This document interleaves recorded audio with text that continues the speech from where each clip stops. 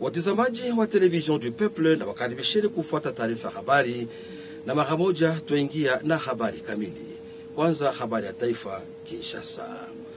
Huko mjini Kinshasa, Rais wa Jamhuri ya Kidemokrasia ya Kongo Felix Antoine Tshisekedi Tshilombo alitolewa picha kubwa mpya na kiserikali kabisa, picha ambazo zitawekwa katika maofisi mbalimbali za serikali hata pia za kipekee kote katika Jamhuri ya Kidemokrasia ya Kongo. Picha hizo zilifikishwa kwa Rais wa Jamhuri na Waziri wa Taifa wa Utamaduni pia Sanaa. Picha kubwa mpya kabisa itwayo portrait katika lugha ya Kifaransa yake Rais wa Jamhuri ya Kidemokrasia ya Kongo Felix Antoine Tshisekedi Tshilombo ilitolewa kwa Rais na Waziri wa Taifa wa Utamaduni pia Sanaa Bibi Yolande Elebe. Ilikuwa siku ya 4 tarehe 18 mwezi Desemba. Hayo yalifanyika hapo mjini Kinshasa katika ikulu yake Rais wa Jamhuri ya Kidemokrasia ya Kongo. Picha hiyo mpya ndiyo picha ya kiserikali ambayo itawekwa katika maofisi mbalimbali za serikali hata pia ofisi za kipekee, pia katika mashule, university, pia katika mashule, katika maofisi za ubalozi hapa na pale, ubalozi wa Kongo, katika mataifa mengine mbalimbali ya Afrika na kote duniani. Ndivyo ameeleza waziri huyu wa taifa wa utamaduni pia Sanaa Bibi Yolande Elebe, wakati ambapo alikuwa anamtolea Rais wa Jamhuri ya Kidemokrasia ya Kongo hiyo picha kubwa mpya kabisa itoyo pia portrait katika lugha ya Kifaransa. Na hivyo ni katika mpango wa uongozi wa muhula wa pili wake Rais wa Jamhuri ya Kidemokrasia ya Kongo Felix Antoine Tshisekedi Tshilombo. Tubaki tena huko mjini Kinshasa, tueleze kwamba kulianzishwa siku ya 3 tarehe 18 mwezi huu wa Desemba kampeni kubwa ya kutaka Jamhuri ya Kidemokrasia ya Kongo iteuliwe kuwa mwanamemba asiyekuwa kudumu kwenye Baraza la Usalama la Umoja wa Mataifa. Kampeni ilianzishwa huko mjini Kinshasa na Waziri wa Taifa wa mambo ya nje. Jamhuri ya Kidemokrasia ya Kongo ipo kandidati kwenye kiti cha mwanamemba asiyekuwa kudumu kwenye Baraza la Usalama la Umoja wa Mataifa kwa kipindi cha mwaka 2026-2027. Kwa ajili hiyo, kampeni ilianzishwa siku ya 3 tarehe 18 mwezi Desemba kwa kutetea kiti hicho kwenye baraza hilo la usalama la Umoja wa Mataifa. Kampeni ilianzishwa hii siku ya 4. Kampeni ilianzishwa na Waziri wa Taifa wa mambo ya nje Bibi Taikwamba Wagner. Walikuwepo baadhi ya mabalozi wanaowakilisha mataifa yao mbalimbali humu katika Jamhuri ya Kidemokrasia ya Kongo, zaidi hapo katika mji wa Kinshasa. Ilifahamishwa kwamba kandidati ya Jamhuri ya Kidemokrasia ya Kongo kwenye hicho kiti cha mwanamemba asiyekuwa kudumu kwenye Baraza la Usalama la Umoja wa Mataifa inaungwa mkono na Muungano wa Afrika pamoja na SADC, yani Jumuiya ya Kiuchumi ya Mataifa ya Magharibi Mashariki mwa bara la Afrika. Kurudi kwa Jamhuri ya Kidemokrasia ya Kongo kwenye anga la kisiasa la kimataifa ni muhimu sana, kwa sababu taifa hili linatetea wakati wote ule usalama pia amani ya kudumu katika anga la kimataifa. Ndivyo alihakikisha waziri huyu wa taifa wa mambo ya nje Bibi Taikwamba Wagner. Humu katika jimbo la Kivu ya Kusini, tueleze kwamba liwali wa jimbo hili Profesa Jean-Jacques Purusi Sadiki, yeye alianzisha kiserikali shughuli kubwa ya uchimbaji mawe katika eneo la Mushenyi tarafani Kabare. Ni mawe ambazo zitaweza kutumiwa kwa ujenzi wa mabarabara hapa na pale humu tu jimboni.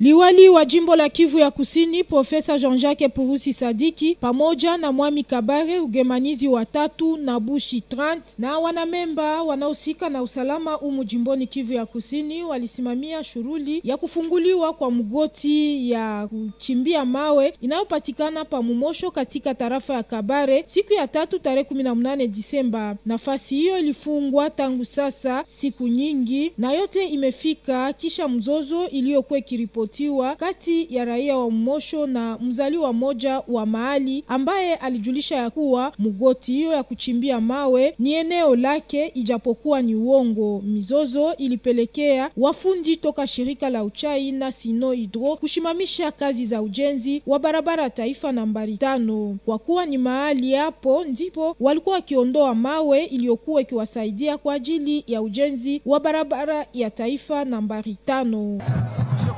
Parti bote tunafurahi kama tunapata accord hii carrière, kazi na reprendre. Ça fait 1 mois et demi balikata kazi, population ilienda mu chômage et ainsi de suite. Decision yenye makamu wangu alikamataka siku nilikuwa nje, tulisursua juu ilikuwa exigence ya population, kazi endelee, na tunafurahi kama janda bakulikiwa bashino asino Hydro mwami population civile na badepute na gouvernement yetu tulipatana kama tuendelee ma discussion juu na Kinshasa itusaidie juu ya kupata solution definitive. Raia wa mahali wanaendelea na kuomba liwali wa jimbo la Kivu ya Kusini pamoja na Mwami Kabare kutafuta suluhisho kuhusu mizozo ya udongo na mambo mengine yasiyoendeka katika eneo ya Mumosho tarafani Kabare. Moja kati ya wazaliwa wa eneo ya Mumosho, Dr. Pierre Kasole, anapendelea kuona amani yenye kudumu ya ripotiwe katika eneo ya Mumosho. Vile tulisema, population ya Mumosho inafurahi sana kuona leo province ilihamia hapa kwake mukariere ya Mushenyi, kuona mwalimu Professeur Jean-Jacques Purusi gouverneur wetu alifika na Mwami Kabare kuleta message ya amani yenye naonesha kama bajirani banapashwa ishi kwa amani. Bwana Bakulikira Nguma abakie mu plantation yake ya sisi na population ibakie mu parti ya mashamba zake. Njo furaha yenye kwa hapa wakati unaona ile ngoma ya Kabare inalili hapa, tunaichezea hapa, ni kwa kuwa Mwami Kabare na liwali wa jimbo yetu alileta ujumbe ya kusema na ya kuandika kama population ibakie fasi yake na bwana Janda abakie fasi yake.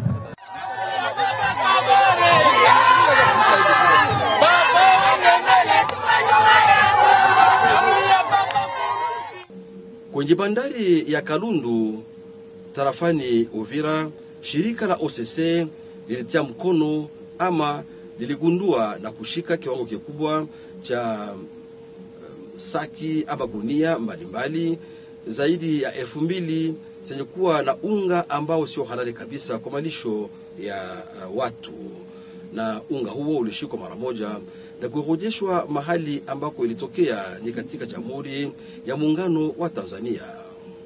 Kwenye bandari ama poro ya Uvira humu jimboni Kivu Kusini, kiwango kikubwa cha gunia zaidi ya 2021 ya unga wa muhindi kilishikwa siku ya tatu tarehe 18 mwezi Disemba. Hicho kiwango kilikuwa kinatokea katika Jamhuri ya Muungano wa Tanzania. Kiwango hicho cha unga wa muhindi kilishikwa kwa vile haikuandikiwa juu ya magunia ama saki tarehe ya mwisho ya kutumia unga huo wa muhindi. Kulingana na viongozi wa shirika la OCC hapo mjini Uvira, hayo yalitukia baada ya kufanya uchunguzi mkali kuhusu hicho kiwango cha gunia ama saki za unga wa muhindi hapo tuko na bandari ya Kalundu.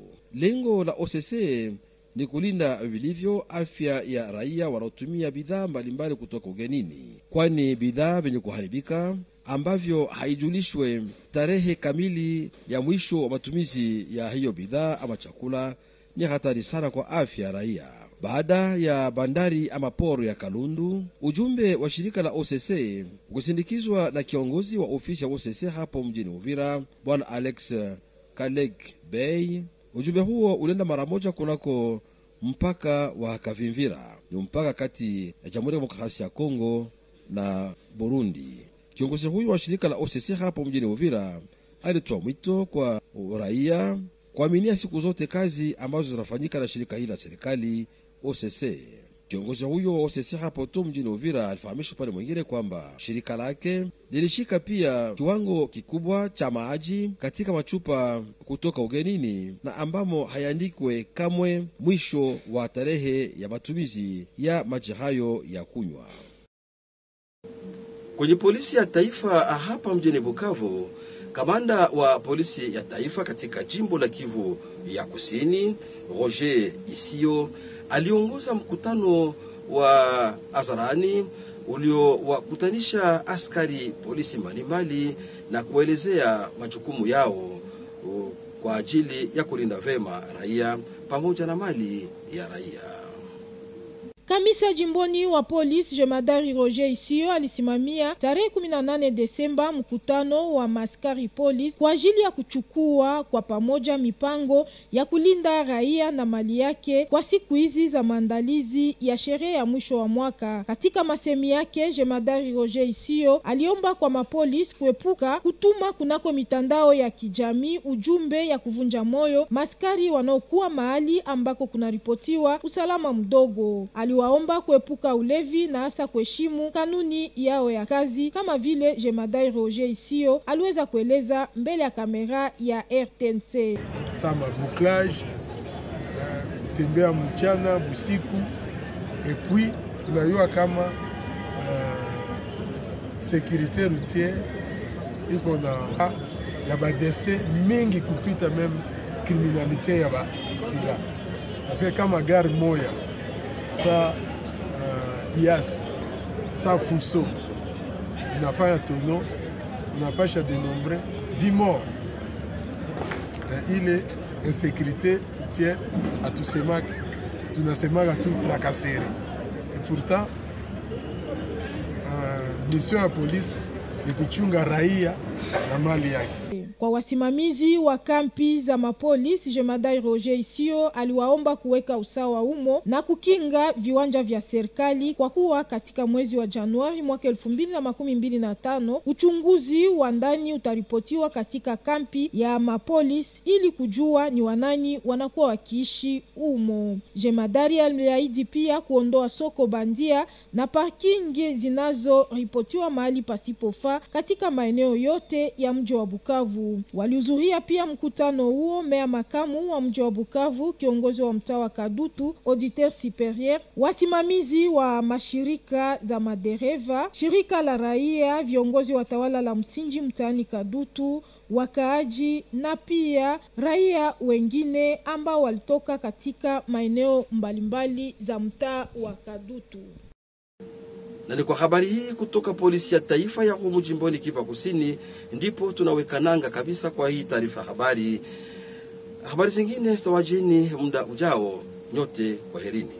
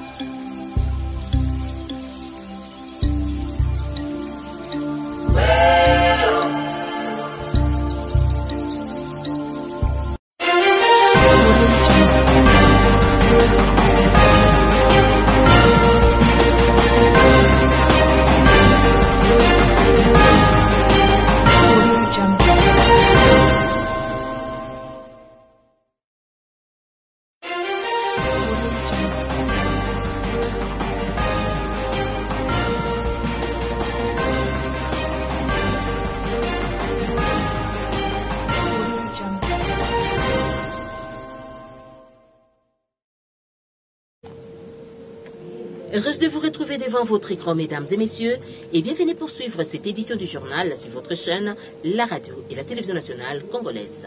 Direction Kinshasa pour ouvrir cette édition du journal où le ministre national de la Culture et des Arts a remis un nouveau portrait du chef de l'État dans tout le bureau et toutes les divisions que compose la République démocratique du Congo. Un reportage réalisé par nos confrères de la RTNC Kinshasa. Suivez.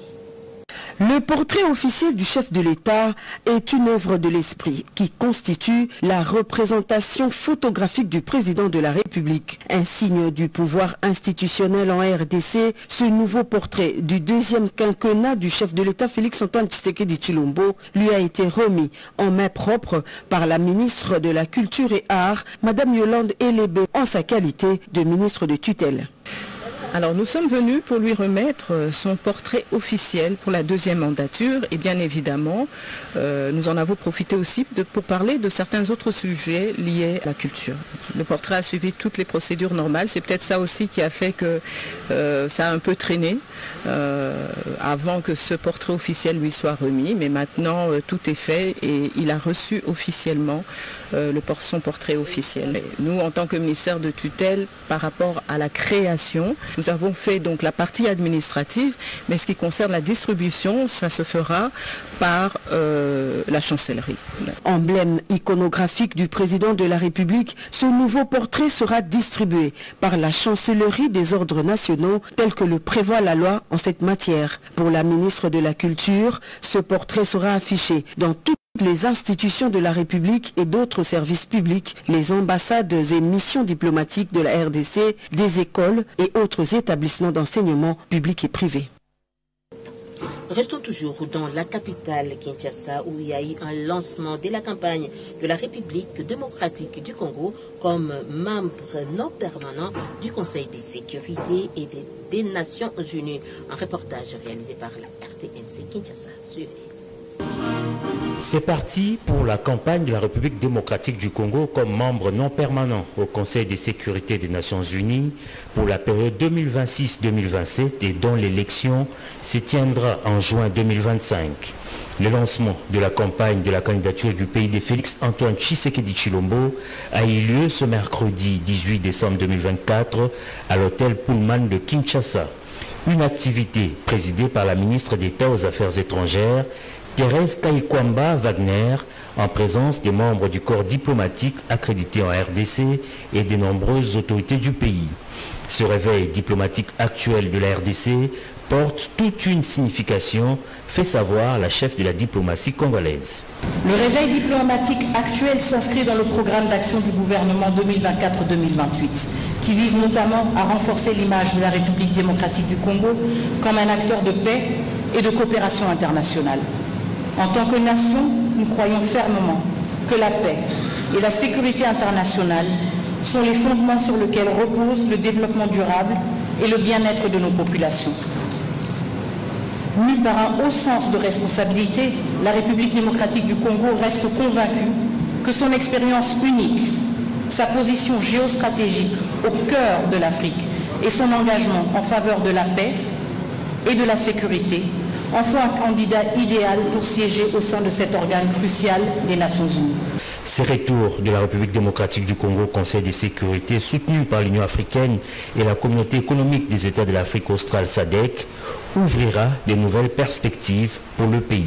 Le retour de la République démocratique du Congo au Conseil de sécurité des Nations Unies ouvrira de nouvelles perspectives de coopération et d'échanges multilatéraux. Ceux-ci permettront non seulement de maximiser sa contribution à l'atteinte des ODD, mais également de renforcer sa participation à la définition et à la mise en œuvre du nouvel agenda pour la paix, afin d'influencer, grâce à ce potentiel diversifié et à une expérience unique, le débat sur la réforme des opérations de maintien de la paix, ainsi que la réforme du système de sécurité collective des Nations Unies. Séance tenante, la ministre d'État a par la suite dévoilé la plaque de campagne de la République démocratique du Congo. Pour rappel, c'est le 25 septembre dernier, du haut de la tribune de la 79e Assemblée générale des Nations unies, que le président de la République, Félix-Antoine Tshisekedi Tshilombo, avait annoncé la candidature de la RDC comme membre non permanent du Conseil de sécurité de l'ONU pour la période 2026-2027. Une expérience qui n'est pas nouvelle, car le pays a siégé pour la première fois en tant que membre non permanent lors de la période 1982-1983. Retour au Sud Kivu, plus précisément dans la ville de Bukavu et dans le territoire des Kabaré, où le gouverneur de province Jean-Jacques Porossi Sadiki a réouvert la carrière de pierre de Moucheni à Kabaré. Un reportage réalisé par Gustave Moussibi.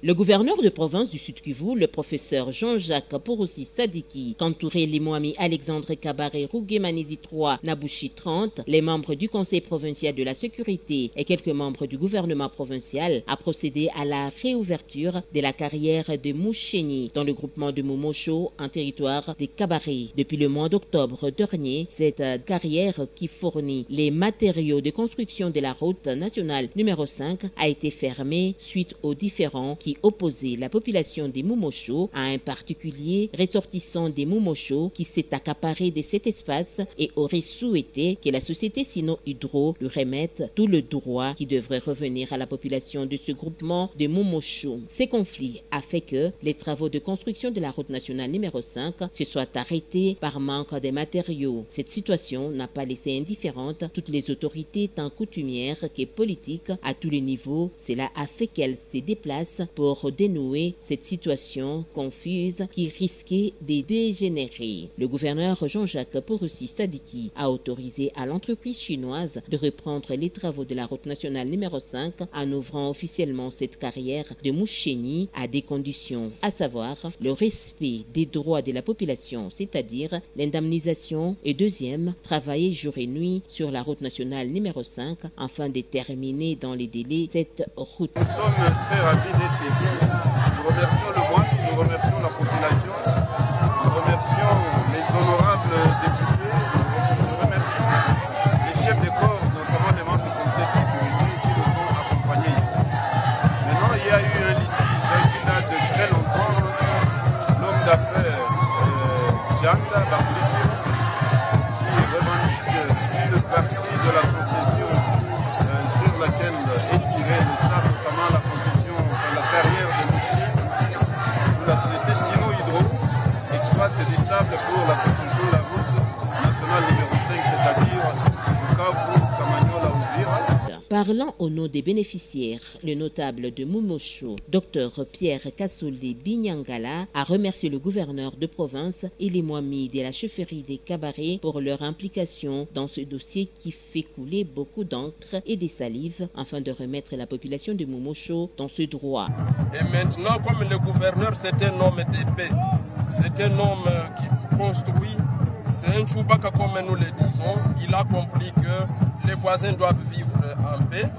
Et c'est dans ce contexte que la population de Moucheni, tous les sous-villages avoisinant la plantation Sisi, se réjouissent que la partie de la population soit un bien propre à la population et que les champs, la plantation Sisi jadis occupée par la Pharmakina, reste à tout acquéreur qui en a les droits devant l'État congolais et devant la nation. Ont rehaussé de leur présence cette cérémonie les commandants de la 33e région militaire, les généraux Yav Avul Ambang, le ministre provincial de l'Intérieur, M. Albert Kash Afokamaik, le représentant de l'entreprise chinoise Sino Hydro et celui de la CGT. La modération a été faite par le secrétaire administratif de la chefferie des Kabaré, M. Olivier Kalimbiro.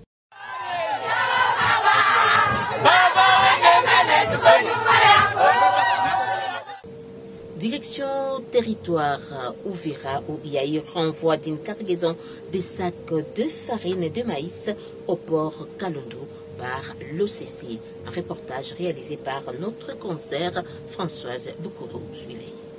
Ce mercredi 18 décembre 2024, une cargaison de près de 2021 sacs de farine de maïs en provenance de la République unie de la Tanzanie a été renvoyée en son lieu de provenance pour absence de date d'expiration de ce produit incriminé. D'après l'Office congolais de contrôle, OCC, agence d'Uvira, cet incident survenu au port de Kalundu soulève des questions sur la sécurité alimentaire et le protocole de contrôle des importations dans la région. Avec les autres services étatiques partenaires, et un PV a été dressé à cette occasion-là. Et au port de Kalundu, nous avons procédé au refoulement de ces marchandises impropres à la consommation. Parce que vous êtes sans oublier que l'Office congolais doit protéger, sauvegarder la santé de la population. Après le port de Kalundu, la délégation de l'Office congolais de contrôle, accompagnée par le chef d'agence d'Uvira, Nkalek Bey Alex, s'est dirigée vers la frontière de Kavimvira. Et à la population, nous disons qu'ils continuent à nous faire confiance. Et on a arrêté ces produits. Ça va faire l'objet d'une réquisition au niveau du parquet. Il y a aussi de l'eau qu'on a aussi saisi en provenance de Bujumbura, où il n'y a pas de date de péremption. Le commissaire général de la police, Roger Issio, a présidé une parade de la police nationale congolaise. C'était au stade de la Concorde de Kadutu. Suivez ces reportages réalisés par ma consoeur Mimi Dion. A commencé par le passage des troupes en revue par le général Roger Issio, puis s'en est suivi son allocution pour interpeller la conscience des policiers. Dans ce mot, le général Roger Issio a demandé aux policiers d'éviter la trahison et la désertion, d'éviter le message qui décourage les hommes en uniforme, message distillé sur les réseaux sociaux, mais aussi d'éviter les infractions et violations des consignes. Et enfin, d'éviter l'ivresse et de mettre à l'écart l'impunité. Au cours de cette causerie morale sanctionnant la fin de l'année 2024, le commissaire provincial de la PNC au Sud Kivu a rappelé qu'à partir du 22 décembre 2024 jusqu'au 5 janvier 2025, aucun policier ne sera autorisé de se déplacer, quels que soient les motifs. Mais aussi à partir de cette date, la police de la circulation routière commence l'observation d'une courtoisie routière. Pour les commandants des camps de policiers, le général Roger Issio les a instruits de mettre de l'ordre dans les camps et surtout de protéger le patrimoine de la police.